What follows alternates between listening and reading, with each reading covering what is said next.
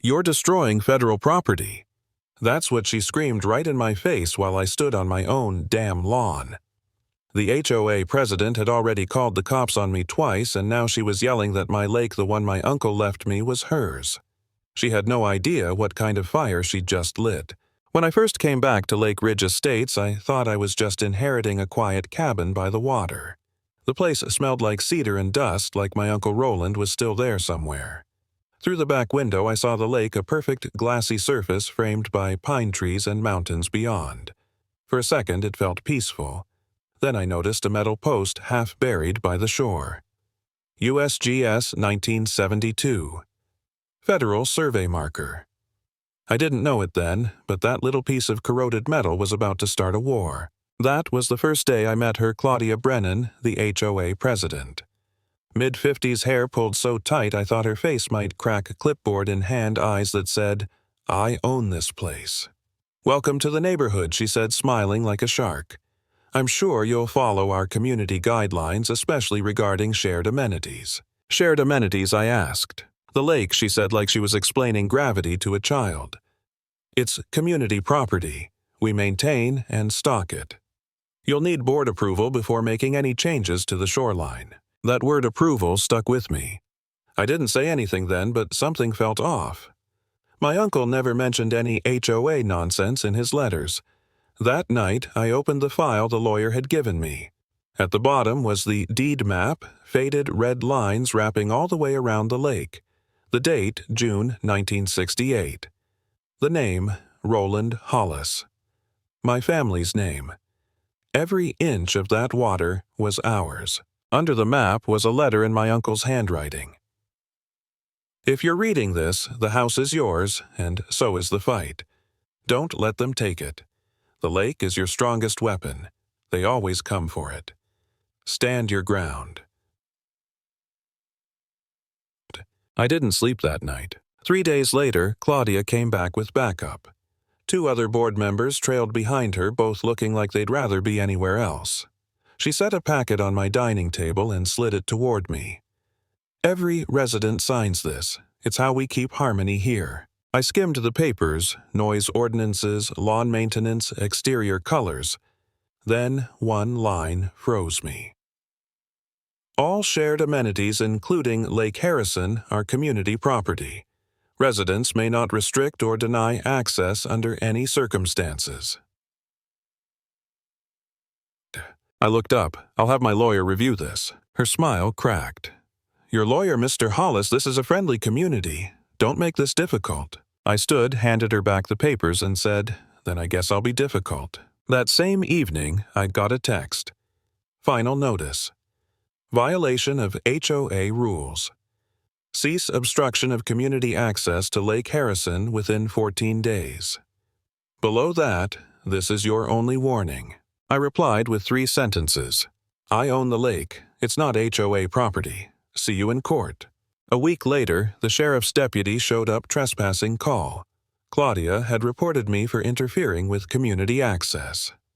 The deputy looked at my deed, nodded once, and said quietly, "If you've got documentation like this, she's wasting everyone's time." Still, that night I started doubting myself. Maybe I was being stubborn. Maybe Uncle Roland got something wrong. Maybe it wasn't worth it, just a lake, right? But then I found another document in the folder letters from the Army Corps of Engineers 1983. It stated clearly this lake was private property, predating the HOA by over a decade. That one sentence flipped the switch back on. The next morning I hired a licensed surveyor named Preston Wade.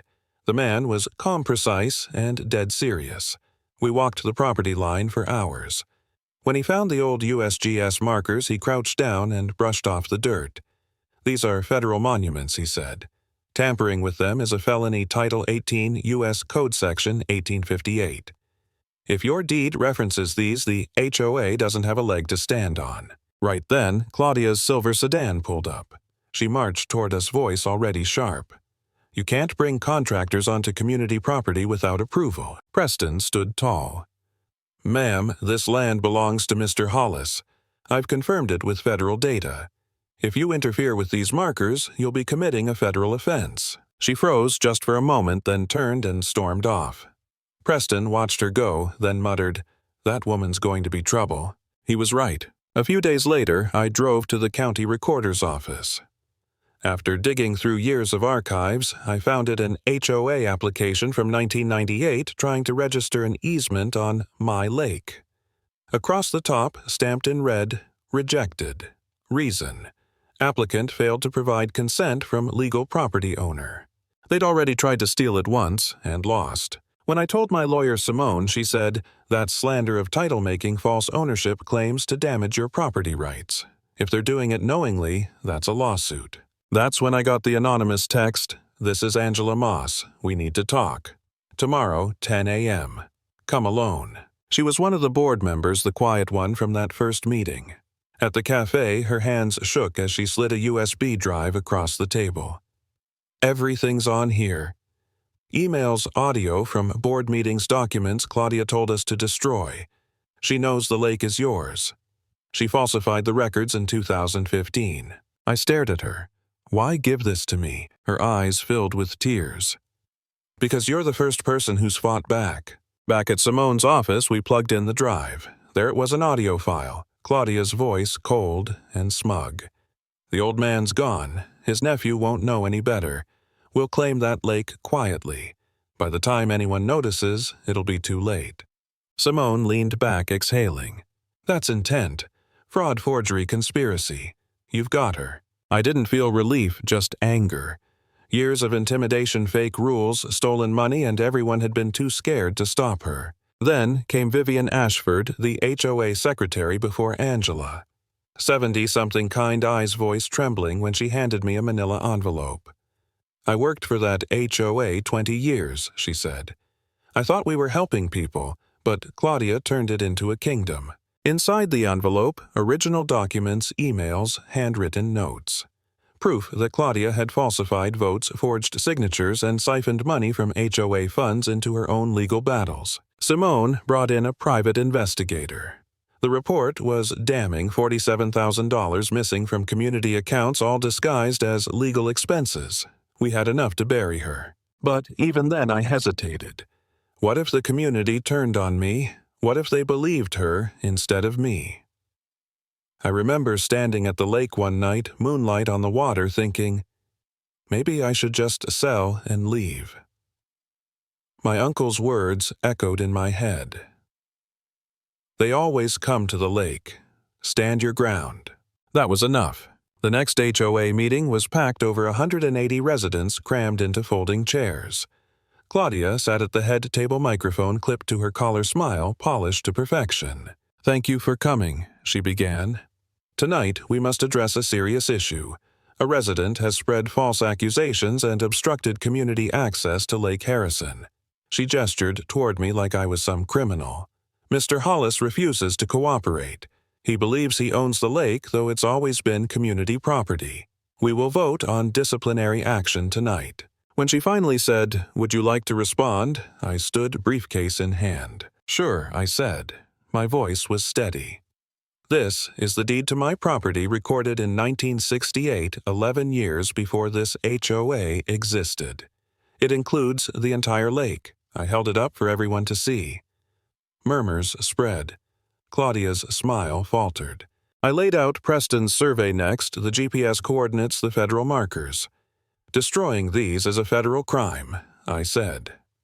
Title 18 U.S. Code Section, Signed 1858. Claudia snapped, "You're intimidating this community with technicalities." "These aren't technicalities," I shot back. "They're facts." Then I revealed the 1998 easement application, the one stamped "Rejected."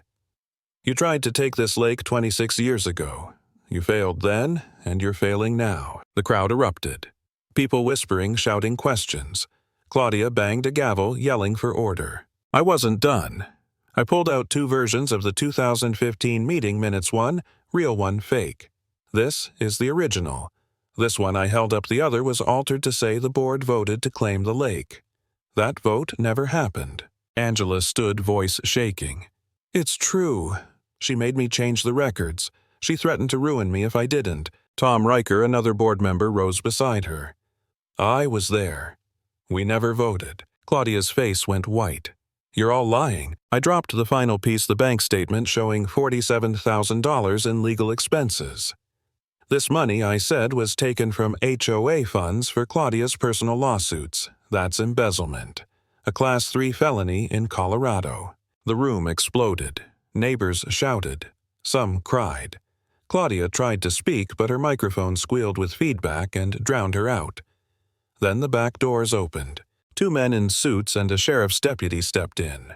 One flashed a badge. Detective Morrison, Boulder County District Attorney's Office.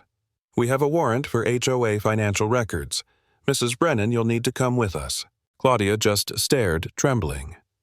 I did this for the community, she whispered. I looked her straight in the eye. No, you did it for yourself. She was led out in handcuffs. The room was silent, just the sound of people exhaling as if they'd been holding their breath for years. That was the moment I finally understood what Uncle Roland had meant by the fight. It was never just about a lake. It was about standing up when someone powerful decides they're above the rules. Because sometimes doing the right thing doesn't make you a hero, it just makes you the only one who didn't back down.